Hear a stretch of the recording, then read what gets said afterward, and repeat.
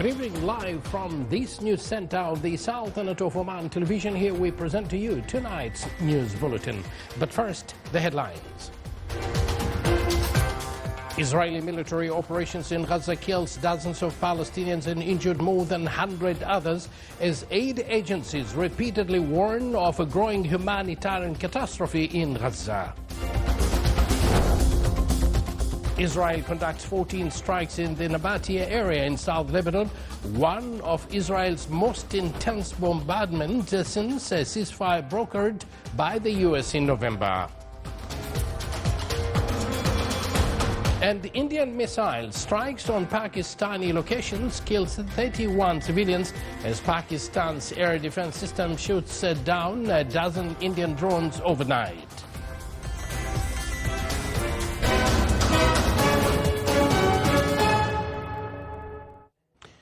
Good evening once again, and thank you for joining us. Those were the headlines, and now the news in detail.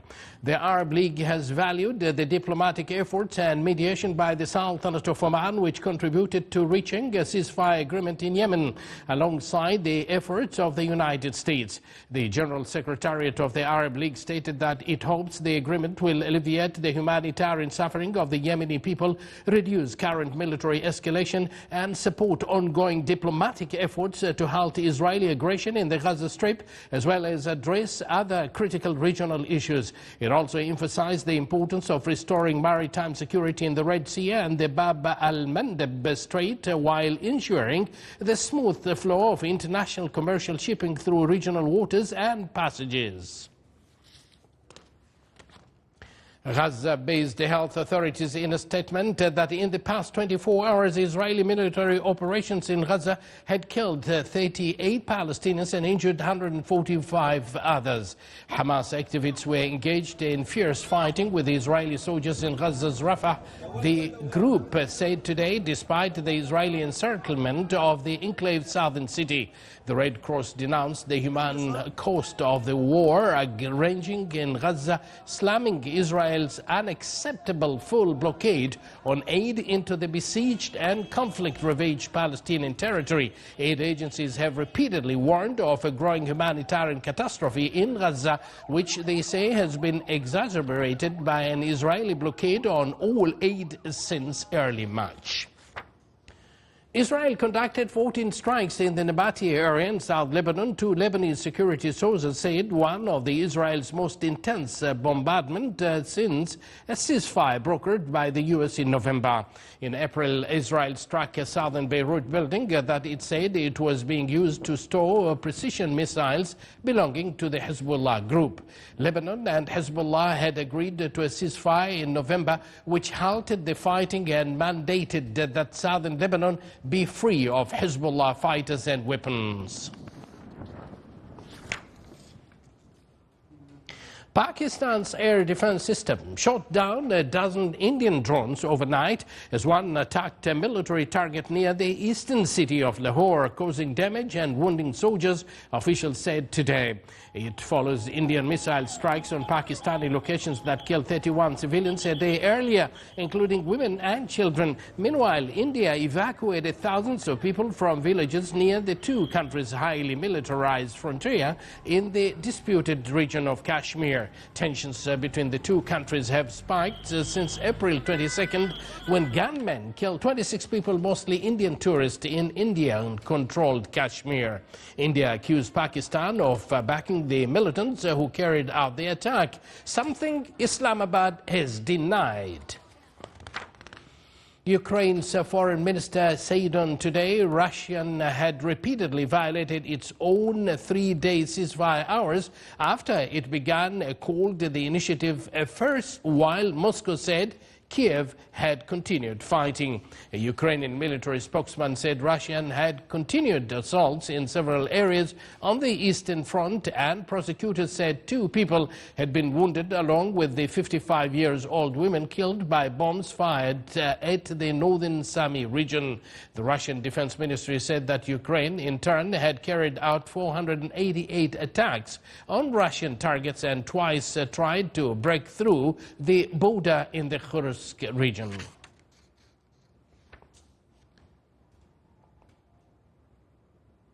Now to South Korea. South Korea's military said North Korea fired several ballistic missiles today towards its eastern waters, adding to a run of weapons tests that have raised animosity. The region, speaking in Seoul on today, South Korea's Joint Chief of Staff said that the weapons fired from an area around the eastern port city of Wonsan in North Korea were presumed to be short-range ballistic missile. It was the North's first known ballistic activity since March 10th when it fired several ballistic missiles hours after U.S. and South Korean troops began an annual combined military exercise and the country's sixth launch event of the year. You're watching the Sultanate of Oman television, and yet to come in our news bulletin, the fourth edition of the Takatuf Gulf exhibition for small, medium and micro enterprises kicks off in Muscat.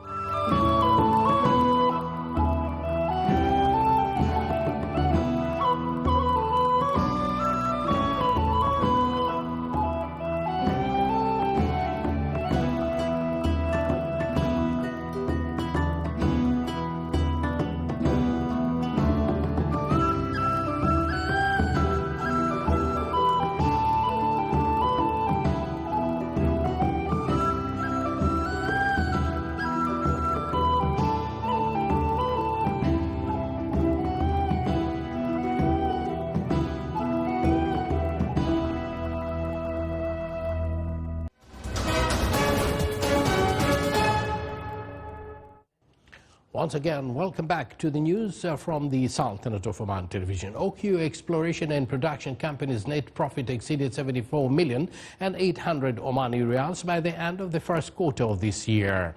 The company's financial results showed that the revenues amounted to more than 205 million Omani riyals, while cash flow from operations excluding working capital amounted to 141 million Omani riyals.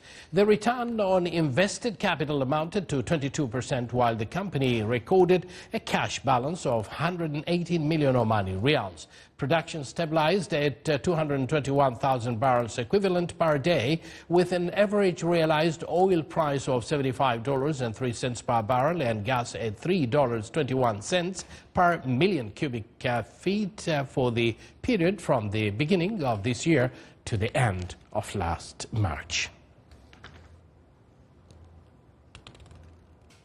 Under the patronage of His Excellency Abdus Salam bin Mohammed Al Murshidi, President of the Oman Investments Authority, the fourth Takatuf Gulf exhibition opened in Muscat, uniting 200 entrepreneurs to showcase innovation, exchange ideas, and boost regional economic ties. I was present this morning at the event, and I have this report.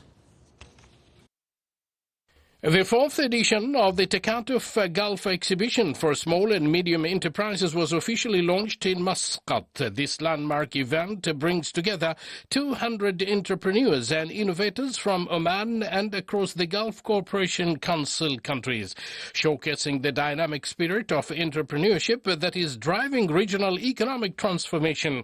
Held in strategic partnership with the Authority for Small and Medium Enterprises Development and the Oman Chamber of Commerce and Industry, the exhibition will run for 3 days, offering a vibrant platform for startups and SMEs to exhibit their latest innovations, exchange ideas, and foster meaningful collaboration. In her inspiring opening remarks, Her Highness Sayyida Hujayja bin Jafar Al Said, chairwoman of the organizing committee, highlighted the exhibition's deeper purpose beyond the trade and display. She announced a pioneering initiative launched in collaboration with the Oman College of Tourism, giving students hands-on training in event management, an effort aimed at empowering youth through real-world experience. We're happy that we're organizing the 4th Takatuf exhibition with the participation of over 200 people from Oman, Bahrain and Emirat. The new thing about our edition that we're going to offer a complimentary camp in business administration for all the participants. There will be an innovation lab, there will be interviewing people expertise in business administration and the big successful business people. The exhibition floor dazzles with a rich variety of fashion, textiles, perfumes, incense, accessories and skincare products perfectly timed ahead of Eid al-Adha. Many of the offerings are tailored for brides and festive celebrations, featuring exclusive collections and discounts designed specifically for Takatuf visitors by standout designers from Oman, Bahrain and the UAE. The Takatuf Golf exhibition is one of the well-known exhibitions in Oman and Gulf. It has been done properly, and we have exhibitors from Oman and from many other countries that continuously coming to this event.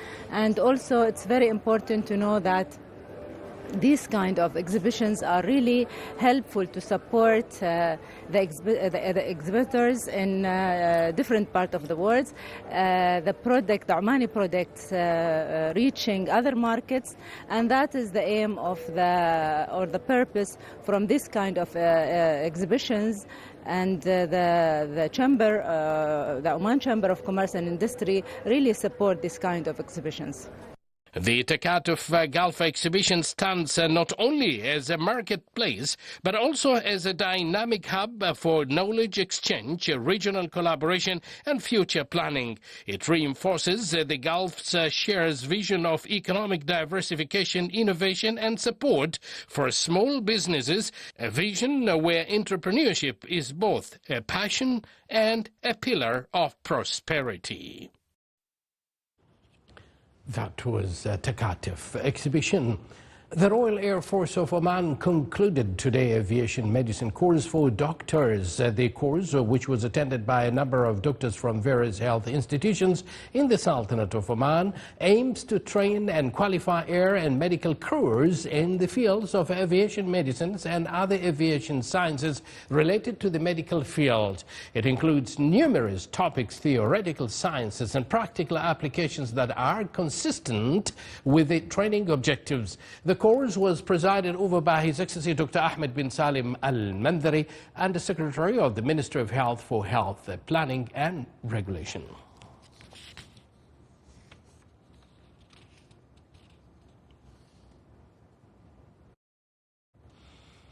The Youth Center and Sohar Port and Free Zone concluded the supply chain and logistics management camp in Sohar, North Al-Batina Governorate.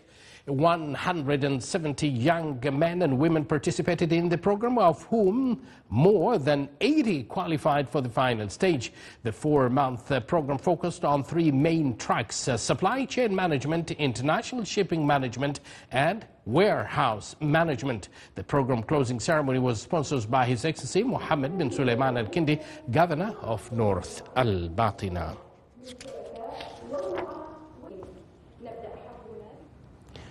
Now to the Governorate of Al-Dakhiliya. After 3 days of dynamic discussions, critical thinking and thoughtful debates, the 8th National Debate Championship concluded in the Wilaya of Nizwa.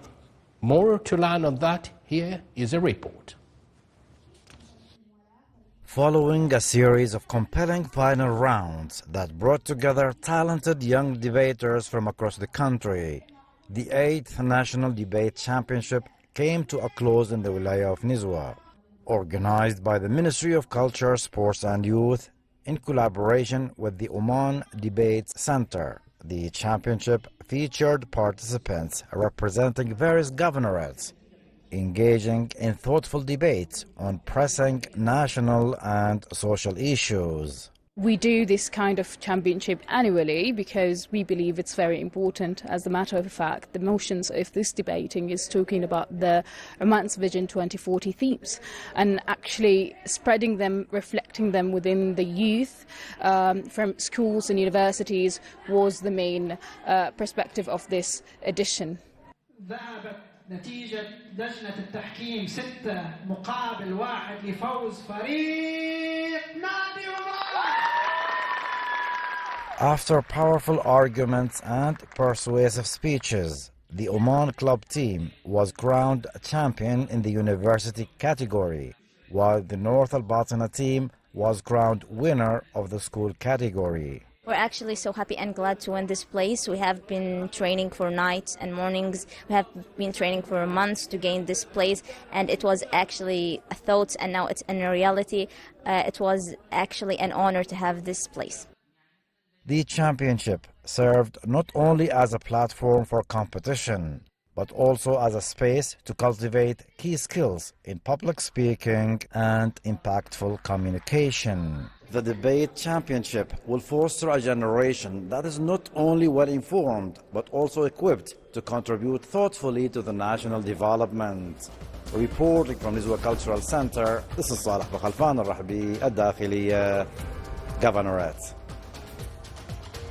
Excellent championship there. This is the Sultanate of Oman television. Before we end tonight's bulletin, here are the main points once again. Israeli military operations in Gaza kills dozens of Palestinians and injured more than 100 others as aid agencies repeatedly warn of growing humanitarian catastrophe in Gaza. Israel conducted 14 strikes in the Nabatea area in South Lebanon, one of Israel's most intense bombardments since a ceasefire brokered by the U.S. in November. And Indian missile strikes on Pakistani locations kill 31 civilians as Pakistan's air defense system shoots down a dozen Indian drones overnight.